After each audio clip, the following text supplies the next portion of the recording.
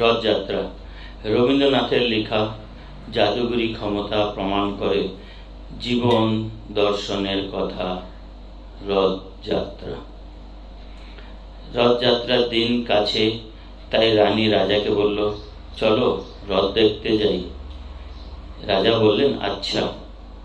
হাতিশাল থেকে হাতি বেরালো, ঘোড়াশাল থেকে ঘোড়া, ময়ূর পঙ্খ যায় সারে সারে, আর বল্লম হাতে সারে সারে সিপাহী।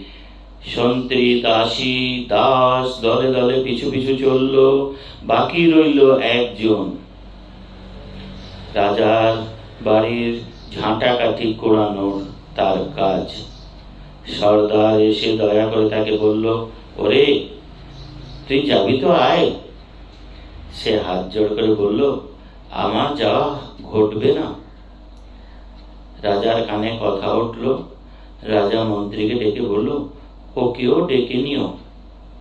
রাস্তার ধারে তার বাড়ি। হাতি যখন সেখানে পৌঁছালো, মন্ত্রী তাকে ডেকে বলল, ওরে দুঃখী, ঠাকুর দেখবি, চল। সে হাত জোড় করে বলল, কত চলবো? ঠাকুরের দুয়ার পর্যন্ত পৌঁছাই এমন সৌভাগ্য কি আমার আছে? মন্ত্রী বলল, ভয় কিরে তোর, রাজার সঙ্গে চলবি। দুঃখী বলল, সর্বনাশ, রাজার পথ কি আমার পথ? মন্ত্রী বলল, তবে তোর উপায়? তোর ভাগ্যে কি রথযাত্রা দেখা ঘটবে না? দুঃখী বলল, ঘটবে বই কি, ঠাকুর তো রথ করেই আমার দুয়ারে আসেন। মন্ত্রী হেসে উঠল, বলল, তোর দুয়ারে রথের চিহ্ন কই?